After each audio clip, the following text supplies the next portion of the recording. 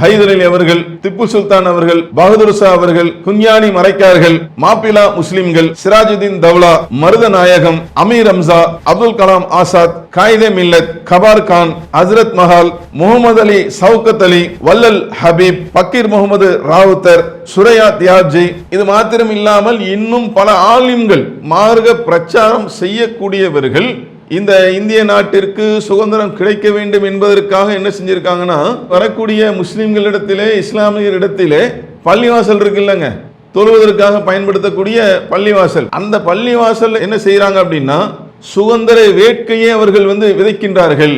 இந்த வெள்ளையர்களை வெளியேற்ற வேண்டும் என்பதை மிக அழகாக என்ன செய்யறாங்க, அங்கு வரக்கூடிய முஸ்லிம்களுக்கு அவர்கள் வீர உரையாற்றுகிறார்கள். இப்படி பல ஆலிம்கள். அப்ப இது போன்று பல்வேறு இஸ்லாமியர்கள், முஸ்லீம்கள் சேர்ந்து களமிறங்கி விடுதலை போரில் பல்வேறு தியாகங்களை செய்து சுதந்திர இந்தியாவாக இந்த இந்தியா மாற வேண்டும் என்பதற்காக உழைத்திருக்கிறார்கள், அர்ப்பணித்திருக்கிறார்கள், தியாகம் செய்திருக்கிறார்கள்.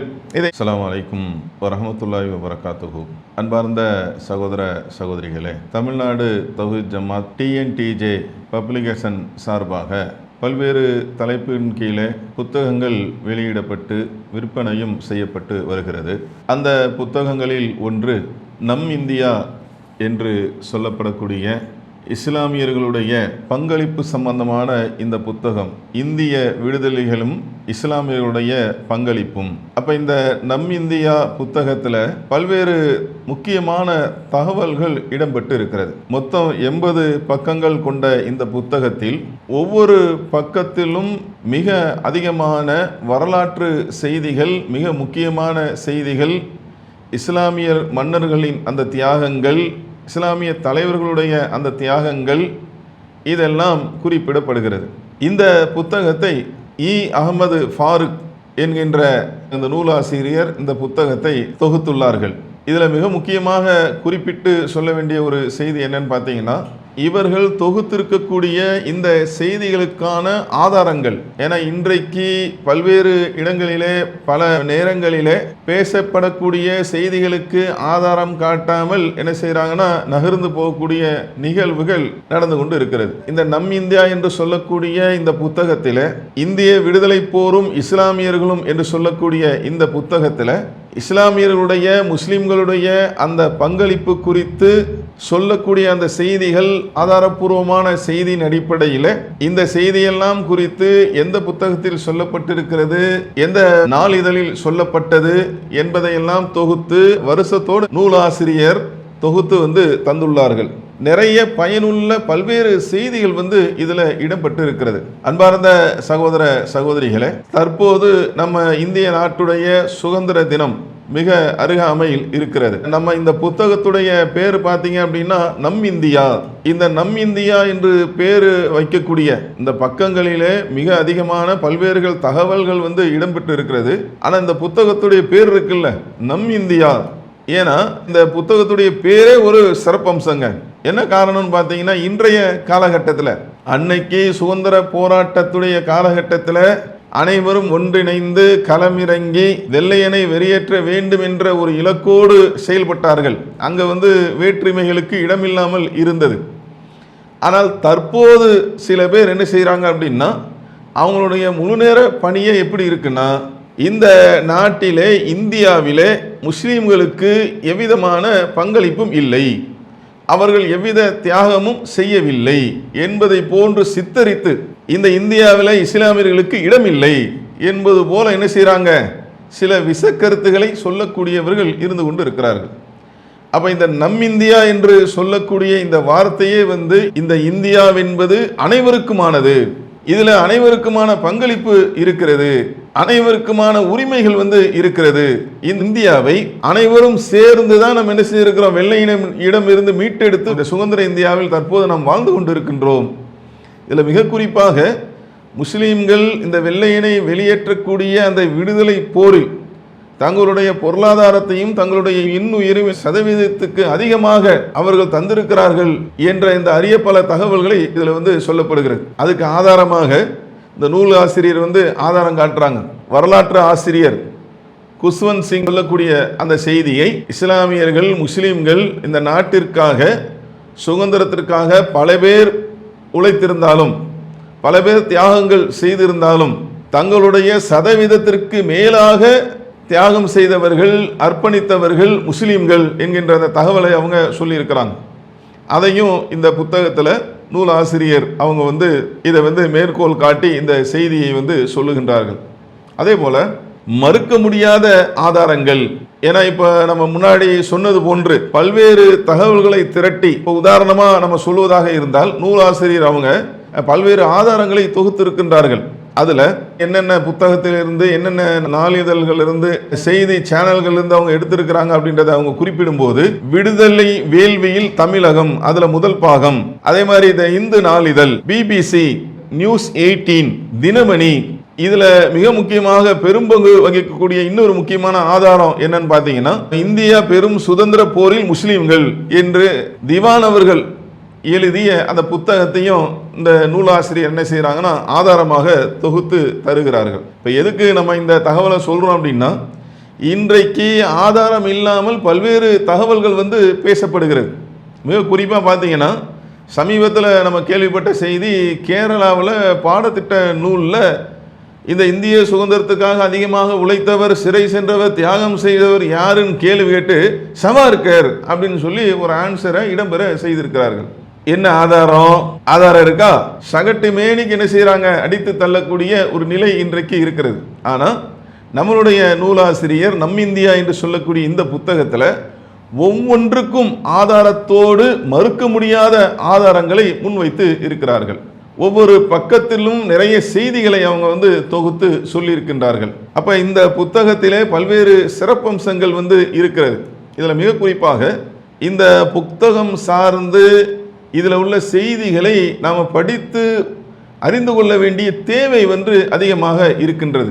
என்ன காரணம் பார்த்தீங்கன்னா, இந்த புத்தகம் உருவாவதற்கு காரணம் என்று நூல் ஆசிரியரே என்ன குறிப்பிடுறாங்க அப்படின்னா, அனைவரும் சேர்ந்து இந்திய சுதந்திரத்திற்காக போராடி வெள்ளையனை விரட்டி நாம் சுதந்திரம் பெற்றிருந்தாலும் இஸ்லாமியர்கள் தங்களுடைய சதவீதத்திற்கு அதிகமாக இந்த சுதந்திரத்திற்காக என்ன செய்யிருக்காங்க, பங்காற்றி இருக்கிறார்கள். ஆனால் இதெல்லாம் பேசும் பொருளாக இல்லை, எங்கேயும் கவனப்படுத்த மாட்டாங்க, இதை பேச மாட்டாங்க. உலக அளவில் அறியக்கூடிய நபர்களாக இருக்கக்கூடிய எழுத்தாளர்கள், அதே மாதிரி பேச்சாளர்கள், அறிவு ஜீவிகள் என்று சொல்லக்கூடிய நல்ல அறியப்பட்ட தலைவர்கள், இவங்கெல்லாம் கூட என்ன செய்கிறாங்க அப்படின்னா, இந்திய சுதந்திரத்தில் குறிப்பிடும்போது மகாத்மா காந்திஜி அவர்களை குறிப்பிடுகின்றார்கள், ஓகே தான். அதே போல் சுபாஷ் சந்திர போஸ் அவர்களை குறிப்பிடுகின்றார்கள், இன்னும் பல்வேறு தலைவர்களை அவங்க குறிப்பிடுகின்றார்கள்.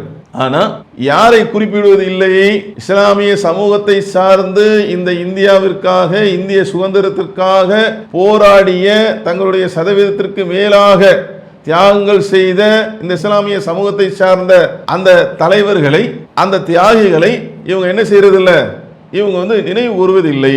அதை வேதனையோடு குறிப்பிடுகிறார் நூலாசிரியர். என்ன செய்யறாருன்னா, மற்ற எல்லாரும் சேர்ந்து தான் நம்ம போராடி சுதந்திரத்தை வாங்கியிருக்கிறோம், முஸ்லீம்கள் மாத்திரம் இல்லை. ஆனால் சதவீதத்துக்கு அதிகமாக முஸ்லீம்கள் பங்காற்றி இருக்கிறார்கள். ஆனால் இது யாருமே என்ன செய்ய மாட்டாங்க, பேச மாட்டாங்களே. எங்கேயுமே மற்ற தியாகிகளுடைய பேரை சொல்லும் போது 2 இஸ்லாமிய பேர்களை சொன்னால் என்ன ஆகிவிட போகிறது? அது திட்டமிட்டு மறைக்கக்கூடிய ஒரு வேலையிலும் ஒரு சாரார் என்ன செய்யறாங்க, பாடத்திட்டங்களில் இந்த இஸ்லாமியர்களுடைய அந்த மன்னர்களுடைய தியாகிகளுடைய பேர் இருந்தாலும் அதையும் என்ன செய்யறாங்க, அழிக்கக்கூடிய வேலையை, மறைக்கக்கூடிய வேலையை, உண்மை வரலாற்றை மறைத்து திரிக்கக்கூடிய வேலையை ஒரு சாரார் பார்த்து கொண்டு தான் இருக்கிறார்கள். அப்போ இந்த புத்தகத்தில் இந்த செய்தியெல்லாம் அடங்கியிருக்கிறது. இதில் மிக முக்கியமாக இஸ்லாமிய தலைவர்களுடைய அந்த பெயரை நாம் கவனிக்கும் போது நிறைய இஸ்லாமியர்கள் இதில் பாடுபட்டு இருக்கிறார்கள், தங்களுடைய இன்னுயிரை நீத்திருக்கிறார்கள், பொருளாதாரத்தை தந்து பங்களிப்பு செய்திருக்கிறார்கள். அது மாத்திரம் இல்லாமல் சிறைக்கு சென்றிருக்கிறார்கள், மரணத்தை என்ன செஞ்சிருக்கிறாங்க, இந்திய நாட்டுடைய விடுதலைக்காக மனமும் ஏற்றுக்கொண்டு இருக்கிறார்கள். தங்களுடைய குடும்பத்தை எதிரிகள் வெள்ளையர்கள் அழிக்கும் போது, தங்களுடைய மகன்களை கொல்லும் போது அதையும் இந்திய விடுதலைக்காக ஏற்றிருக்கிறார்கள். நாம் இந்த போராட்டத்தில் பங்கெடுத்திருக்கிறோம், இதுல இந்தியாவை விட்டு இந்த வெள்ளையர்கள் வெளியேற வேண்டும் என்பதுதான் நோக்கம். அந்த அடிப்படையில் என்ன செய்யறாங்க, எல்லாத்தையும் அவர்கள் மனமும் ஏற்றுக்கொண்டு பல தியாகங்களை செய்திருக்கிறார்கள். அந்த பட்டியலில் நீங்க பாருங்க, ஹைதர் அலி. ஏன்னா இன்னைக்கு இந்த காலகட்டத்தில் இந்த பட்டியல் என்பது இன்றைக்கு இந்த மறைக்கக்கூடிய இந்த வேலைகளில் இஸ்லாமிய இளைஞர்கள், இஸ்லாமிய சமுதாயத்தை சார்ந்தவர்களுக்கு கூட என்ன தெரியாமல் போய்விட்டது. என்ன தெரியல, இஸ்லாமிய தியாகிகள் யார், அவர்கள் பாடுபட்ட அவங்க செய்த அந்த தியாகங்கள் என்ன என்பதெல்லாம் கூட என்ன செய்யுதுன்னு பார்த்தீங்கன்னா தெரியாமல் இருக்கிறது. அப்ப இதுல நம்ம முதல் விஷயமாக தொடர்ச்சியாக அவங்களுடைய பேரை யாரெல்லாம் இஸ்லாமியர்கள் முஸ்லீம்கள் இதுல பாடுபட்டு இருக்கிறார்கள், நிறைய பேர் இருக்காங்க. குறிப்பிட்டு சில பேர்களை நம்ம என்ன செய்யறோம்னா சொல்லுகின்றோம். ஹைதர் அலி அவர்கள், திப்பு சுல்தான் அவர்கள், பகதூர் ஷா அவர்கள், குஞ்ஞானி மரைக்கார்கள், மாப்பிலா முஸ்லிம்கள், சிராஜுதீன் தௌலா, மருதநாயகம், அமீர் ஹம்சா, அப்துல் கலாம் ஆசாத், காயிதே மில்லத், கபார் கான், ஹசரத் மஹால், முகமது அலி சவுகத் அலி, வல்லல் ஹபீப், பக்கீர் முகமது ராவுத்தர், சுரையா தியாப்ஜி, இது மாத்திரம் இல்லாமல் இன்னும் பல ஆலிம்கள், மார்க்க பிரச்சாரம் செய்யக்கூடியவர்கள் இந்த இந்திய நாட்டிற்கு சுதந்திரம் கிடைக்க வேண்டும் என்பதற்காக என்ன செஞ்சிருக்காங்கன்னா, வரக்கூடிய முஸ்லிம்களிடத்திலே, இஸ்லாமியரிடத்திலே பள்ளிவாசல் இருக்கு இல்லைங்க, தொழுவதற்காக பயன்படுத்தக்கூடிய பள்ளிவாசல், அந்த பள்ளிவாசல் என்ன செய்யறாங்க அப்படின்னா சுதந்திர வேட்கையை அவர்கள் விதைக்கின்றார்கள். இந்த வெள்ளையர்களை வெளியேற்ற வேண்டும் என்பதை மிக அழகாக என்ன செய்யறாங்க, அங்கு வரக்கூடிய முஸ்லிம்களுக்கு அவர்கள் வீர உரையாற்றுகிறார்கள். இப்படி பல ஆலிம்கள். அப்ப இது போன்று பல்வேறு இஸ்லாமியர்கள் முஸ்லிம்கள் சேர்ந்து களமிறங்கி விடுதலை போரில் பல்வேறு தியாகங்களை செய்து சுதந்திர இந்தியாவாக இந்த இந்தியா மாற வேண்டும் என்பதற்காக உழைத்திருக்கிறார்கள், அர்ப்பணித்திருக்கிறார்கள், தியாகம் செய்திருக்கிறார்கள். இதையெல்லாம் இந்த நூல் ஆசிரியர் என்ன செய்யறாங்கன்னா தகுந்த ஆதாரங்களோடு தொகுத்து தருகிறார்கள். இதில் குறிப்பிட்டு நம்ம பார்க்க வேண்டிய செய்தி என்னன்னு பார்த்தீங்கன்னா, ஒவ்வொரு அரசர் இருக்காங்கல்ல, ஹைதர் அலி அவங்களிருந்து கடுமையாக வெள்ளையர்களுக்கு சிம்ம சுப்பனமாக விளங்கி டஃப் கொடுத்துருக்குறாங்க. இப்போ இன்னைக்கு காலகட்டத்தில் இந்த ஏவுகணை இதெல்லாம் சொல்றாங்கல்ல, அன்றைக்கே அந்த காலகட்டத்திலே என்ன செஞ்சிருக்கிறாங்க, ஏவுகணையை 10 அடி மூங்கில் மற்றும் சில உலோகங்களை பயன்படுத்தி என்ன செஞ்சிருக்காங்க, வெள்ளையருக்கு எதிராக இந்த ஏவுகணை போன்ற விஷயங்களை அன்றே கண்டுபிடித்து இதை எதிரிகளுக்கு எதிராக, வெள்ளையர்களுக்கு எதிராக பயன்படுத்தி இருக்கிறார்கள். அதே போல நீங்க திப்பு சுல்தான் அவங்களை எடுத்தீங்கன்னா, அவங்க எதிரிகளுக்கு மிகப்பெரிய ஒரு சவாலாக விளங்கியவர்கள். பல கட்டங்களில் எதிரிகளை தோற்கடித்து மண்ணை கவை செய்தவர்கள். இப்படி வீர வரலாறுக்கு திப்பு சுல்தான் அவங்க சொல்றாங்க, 400 ஆண்டுகள் ஆட்டு மந்தைகளாக வாழ்வதை விட 4 நாட்கள் புலியாக வாழ்வது மேல். அவங்க வீரத்தை இந்த வார்த்தை சொற்சொடர் அமைந்திருக்கிறது. அப்ப இது போன்று அவங்க சிம்ம சொப்பனமாக திகழ்ந்திருக்கிறார்கள். அதுபோல் பகதூர் ஷா அவங்க சொல்றாங்க, அவங்கள சிறையில் அடைத்து ஒரு கட்டத்தில் அந்த வெள்ளையர்கள் அவங்களுக்கு நாங்க மாசம் உங்களுக்கு 600 ரூபா கொடுக்குறோம் அப்படின்னு சொல்லும்போது, என் மண்ணில் செல்வத்தை எடுத்து எனக்கே கொடுப்பதுக்கு நீ யாரு என்கின்ற அந்த கேள்வியை அவங்க எழுப்பினார்கள். அதோடு மாத்திரம் இல்லைங்க, மிக முக்கியமான ஒரு செய்தி என்னன்னு பார்த்தீங்கன்னா, அட்சன் என்று சொல்லக்கூடிய ஒரு கொடுங்கோலன் பகதூர் ஷா அவர்களுடைய 2 மகள்களின் தலைகளை வெட்டி அந்த தட்டில் வைத்து கிண்டலும் கேலியுமாக பகதூர் ஷா உங்களுக்கு நான் பரிசளிக்க போகிறேன் என்று சொல்லி துணியை விளக்குகின்றார்கள். பாசமிகு மகன்களுடைய 2 தலைகள் அங்கே இருக்கிறது, சுட்டு அவர்களை வீழ்த்தி தலையை வெட்டி தட்டில் வைத்து கொண்டு வந்திருக்கிறான். ஆனால் பகதூர் ஷா அதை பாற்று கலங்கவில்லை. மாறாக அட்சன் என்று சொல்லக்கூடிய இந்த கொடுங்கோலன் அஞ்சக்கூடிய வகையில் அவருடைய வார்த்தைகள் அமைந்திருது. மன்னர்கள் இதுக்கெல்லாம் கலங்க மாட்டாங்க. இதெல்லாம் நீங்க யோசிச்சு பாருங்க அன்பார்ந்த சகோதர சகோதரிகளே, எப்படிப்பட்ட தியாகம் பகதூர் ஷா அவருடைய தியாகம் குறித்து முன்னாள் பிரதமர் ராஜீவ்காந்தி அவங்க சொல்றாங்க, இன்று நாங்கள் அனுபவிக்கக்கூடிய சுதந்திரம் உன் தியாகத்தால் உதித்தது. இந்த வாசகத்தை என்ன செய்கிறாங்கன்னா, பகதூர் ஷா அவங்க கல்லறையில் இவங்க போய் எழுதுறாங்க. அதாவது கல்லறை வணக்க வழிபாடு என்பது இஸ்லாத்தில் இல்லை. இந்த தியாகத்தை நினைவு கூறும் விதமாக முன்னாள் பிரதமர் என்ன செய்கிறாங்கன்னா, இது போய் அவங்க அந்த கல்லறையில் எழுதக்கூடிய நிகழ்வு. அதே மாதிரி அந்த காலத்திலேயே நேதாஜி சுபாஷ் சந்திர போஸ் அவங்க பகதூர் ஷா அவங்களுடைய வீரம் குறித்து அவங்க பேசுகிறாங்க. படையில் இருக்கக்கூடிய அந்த வீரர்களுக்கு உரை நிகழ்த்தும் போது, நம்மளுடைய வீரர்கள் நெஞ்சில் நம்பிக்கையும் இந்த மாவீரனிடம் பகதூர் ஷாவுடைய தேசப்பற்றும் இருக்கும் என்று சொன்னால் இந்துஸ்தானின் வாள் மிக கூர்மையாக இருக்கிறது என்று அர்த்தம் என்று நேதாஜி அவர்கள் என்ன செய்கிறாங்கன்னா பகதூர் ஷா அவர்களை நினைவு கூர்ந்து பேசக்கூடிய ஒரு நிகழ்வு. இப்படி பல்வேறு தலைவர்கள் பல்வேறு தியாகங்கள் பல அர்ப்பணிப்புகளை செய்துதான் இந்த சுதந்திரம் என்பது பெறப்பட்டிருக்கிறது. மிக குறிப்பாக நாம் குறிப்பிட்டு சொல்ல வேண்டிய இன்னும் சில தகவல்கள், ஏன்னா இதையெல்லாம் தொகுத்து நூலாசிரியர் என்ன செய்கிறாங்கன்னா இந்த புத்தகத்தில் தொகுத்து தருகிறார்கள். அதே போல் வள்ளல் ஹபீப் அவர்கள், சுபாஷ் சந்திர போஸ் அவங்க போய் ஒரு கட்டத்தில் வெள்ளையனை விரட்டி அடிக்க வேண்டும், அவன் ஸ்டைலில் பதிலடி கொடுக்கணும், நம்ம ஒரு இராணுவத்தை கட்டமைக்கணும் அப்படின்னு சொல்லும்போது, அதாவது முதலாளிகளுடைய அந்த மாநாட்டில் சொல்லும்போது எல்லாம் என்ன சொல்கிறாங்க, நாங்கள் 10% தரோம், எங்கள் வரக்கூடிய வருமானத்திலேருந்து 10% தரோன்றாங்க. சுபாஷ் சந்திர போஸ் மறுபடியும் பேசுகிறாங்க, நாங்கள்லாம் வீரர்கள் எல்லாத்தையும் அர்ப்பணித்து நாங்கள் என்ன சதவீத கணக்கை பார்த்தா நாங்கள் களத்தில் நிற்கிறோம் என்றெல்லாம் பேசுகின்றார்கள்.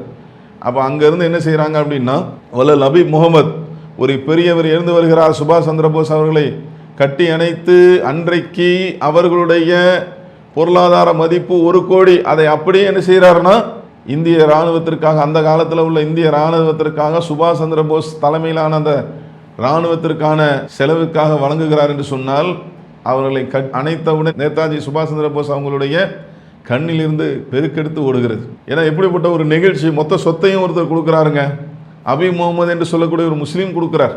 அப்போ அதை வைத்து தான் அந்த இராணுவம் கட்டமைக்கப்படுகிறது. சுபாஷ் சந்திர போஸை என்ன செய்வாங்கன்னா, நேதாஜி அவர்கள் மற்ற இடங்களுக்கெல்லாம் செல்லும்போது நீங்கள் இது மாதிரி கொடுங்க, கணக்கு பார்த்து நான் 5% தரேன் 10% தரேன்னு சொல்லாதீங்க, வள்ளல் ஹபீப் முகமது கொடுத்தாரு, ஹபீப் முகமது கொடுத்தது போன்று நீங்கள் தாருங்கள் என்று சொல்லக்கூடிய நிகழ்வை அவங்க அடுத்தடுத்த உரையின் போது அமைத்து கொண்டார்கள் என்ற தகவலை எல்லாம் இந்த நூலில் தொகுத்து தந்திருக்கிறார்கள்.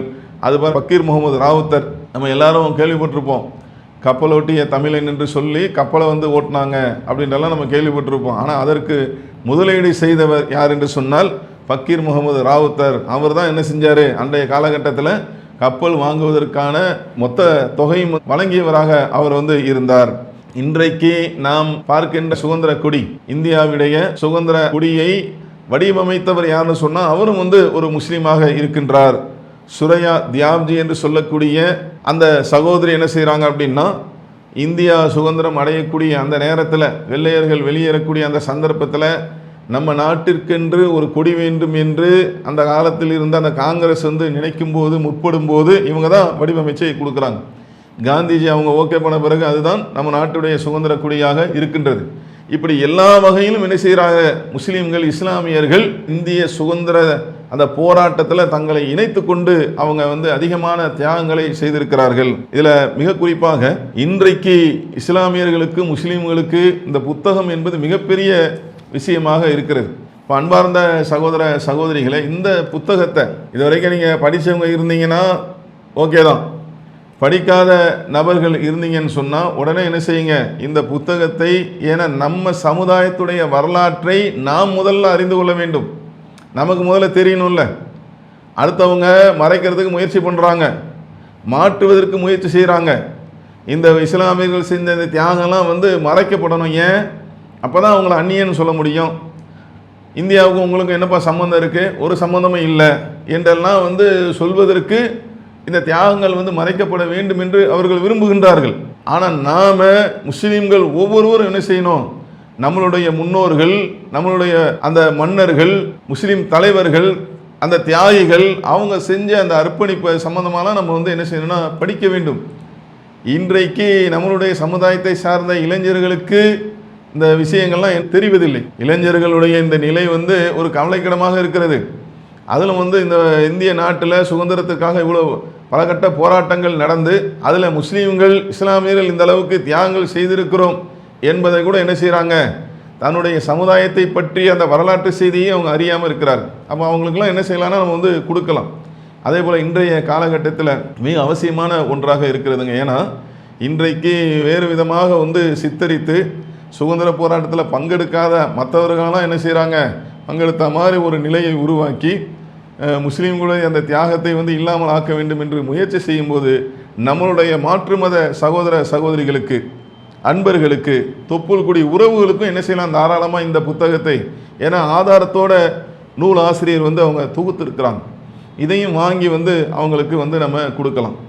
ஆக மொத்தத்தில் அன்பார்ந்த சகோதர சகோதரிகளே, இந்த இந்தியாவில் பல பேர் இந்திய விடுதலை போரில் பங்கெடுத்திருந்தாலும் முஸ்லீம்கள் தங்களுடைய சதவீதத்திற்கு அதிகமாக பங்கெடுத்திருக்கிறார்கள் என்பதற்குரிய மிக முக்கியமான ஆதாரமாக பல்வேறு தகவல்களை திரட்டி மூல ஆதாரங்களோடு நூலாசிரியர் தொகுத்து தந்திருக்கிறார்கள். இது மிகவும் பயனுள்ள ஒரு புத்தகமாக இருக்கிறது. முஸ்லிம்கள் ஒவ்வொருவரும் கண்டிப்பாக படிக்க வேண்டிய ஒரு புத்தகமாக இருக்கின்றது. நம்மளுடைய வரலாற்றை, நாம் முன்னோர்கள் செய்த அந்த தியாகத்தை அறிய வேண்டிய அந்த பொறுப்பு நமக்கு இருக்கிறது. அதே போல பிற மக்களுக்கும், நம்மளுடைய அன்பர்களுக்கும் சகோதர சகோதரிகளுக்கும் கொண்டு போய் இந்த புத்தகத்தின் வாயிலாக இஸ்லாமியர்களுடைய இந்த தியாகத்தை கொண்டு போய் சேர்க்க வேண்டிய ஒரு தேவையும் இருக்கிறது. ஏன்னா இன்னைக்கு பேசப்படுவது இல்லை, யாரும் முஸ்லீம்களுடைய தியாகத்தை நினைவு கூறுவது இல்லை. அப்போ நம்ம தான் கொண்டு போய் சேர்க்க வேண்டியது இருக்கிறது. இதையெல்லாம் கருத்தில் கொண்டு இந்த புத்தகத்தை வாங்கி படித்து மற்றவர்களுக்கும் அன்பளிப்பு கொடுக்குமாறு கேட்டுக்கொள்கிறோம். இந்த புத்தகம் கிடைக்கக்கூடிய இடம் நம்மளுடைய தமிழ்நாடு தௌஹீத் ஜமாத் TNTJ பப்ளிகேஷனில் இந்த புத்தகம் கிடைக்கிறது என்று சொல்லி இந்த நிகழ்ச்சியை நிறைவு செய்கிறோம். அஸ்ஸலாமு அலைக்கும் வரஹ்மத்துல்லாஹி வபரகாத்துஹு. அல்லாஹு அக்பர், அல்லாஹு அக்பர்.